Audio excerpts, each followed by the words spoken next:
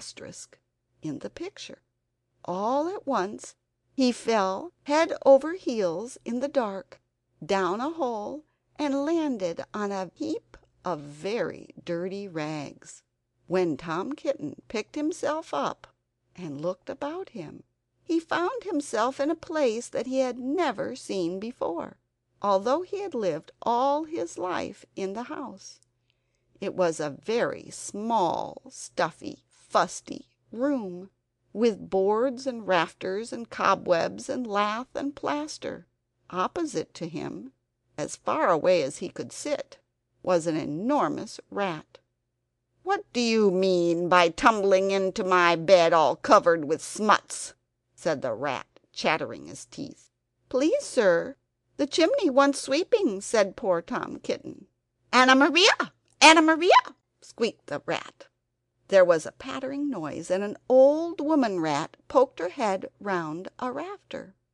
All in a minute she rushed upon Tom Kitten, and before he knew what was happening, his coat was pulled off, and he was rolled up in a bundle and tied with string in very hard knots.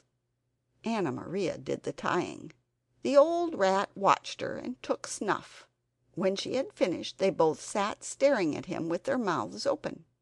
"Anna Maria," said the old man rat, whose name was Samuel Whiskers, "Anna Maria, make me a kitten dumpling roly-poly pudding for my dinner."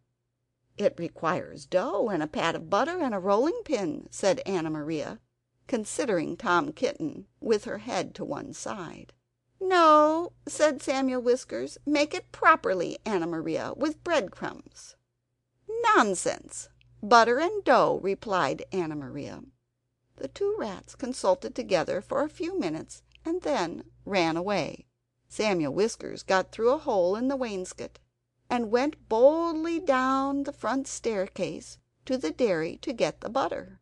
He did not meet anybody. He made a second journey for the rolling pin. He pushed it in front of him with his paws, like a brewer's man trundling a barrel.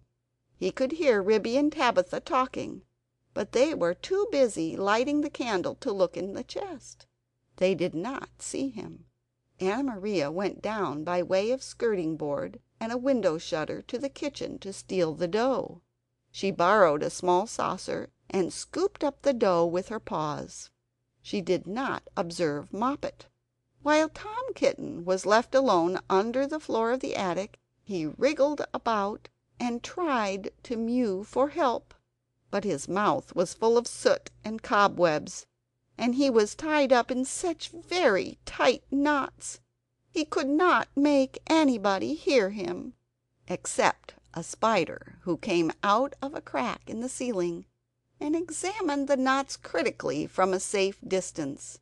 It was a judge of knots, because it had a habit of tying up unfortunate bluebottles. It did not offer to assist him.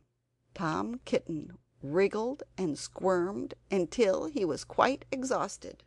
Presently the rats came back and set to work to make him into a dumpling. First they smeared him with butter, and then they rolled him in the dough. "Will not the string be very indigestible, Anna Maria?" inquired Samuel Whiskers. Anna Maria said she thought that it was of no consequence, but she wished that Tom Kitten would hold his head still, as it disarranged the pastry.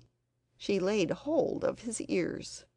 Tom Kitten bit and spit and mewed and wriggled, and the rolling pin went roly-poly, roly, roly-poly, roly. The rats each held an end. "His tail is sticking out. You did not fetch enough dough, Anna Maria." "I fetched as much as I could carry," replied Anna Maria. "I do not think," said Samuel Whiskers, pausing to take a good look at Tom Kitten, "I do not think it will be a good pudding. It smells sooty." Anna Maria was about to argue the point when all at once there began to be other sounds up above. The rasping noise of a saw, and the noise of a little dog scratching and yelping. The rats dropped the rolling pin and listened attentively. "We are discovered and interrupted, Anna Maria. Let us collect our property and other people's, and depart at once. I fear that we shall be obliged to leave this pudding, but I am persuaded that the knots would have proved indigestible, whatever you may urge to the contrary. Come away at once and help me tie up some mutton bones in a counterpane," said Anna Maria. "I have got half a smoked ham hidden in the chimney."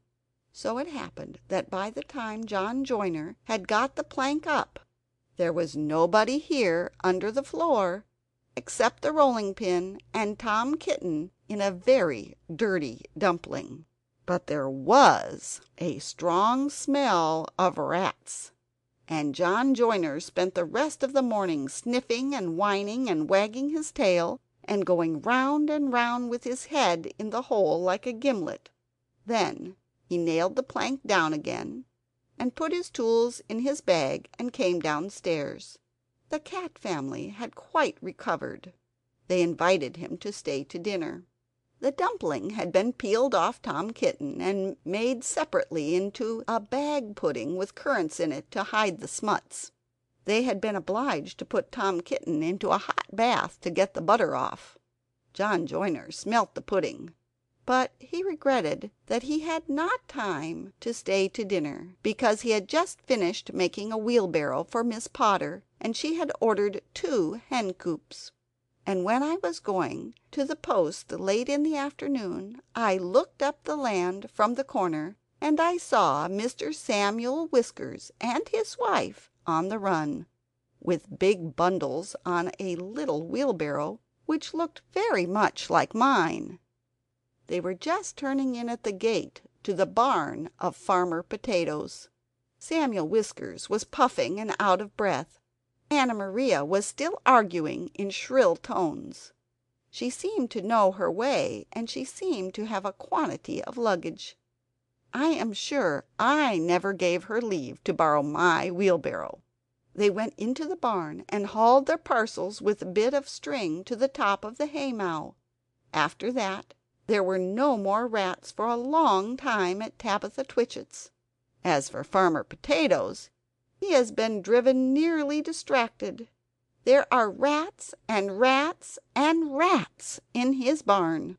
They eat up the chicken food and steal the oats and bran and make holes in the meal bags, and they are all descended from Mr. and Mrs. Samuel Whiskers, children and grandchildren and great-great-grandchildren.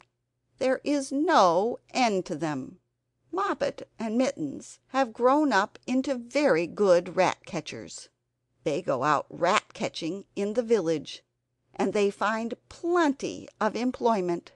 They charge so much a dozen and earn their living very comfortably. They hang up the rats' tails in a row on the barn door to show how many they have caught, dozens and dozens of them. But Tom Kitten has always been afraid of a rat. He never durst face anything that is bigger than a mouse. End of chapter 13. Recording by Jenny Lundak, South Padre Island, Texas. Recorded in May 2009.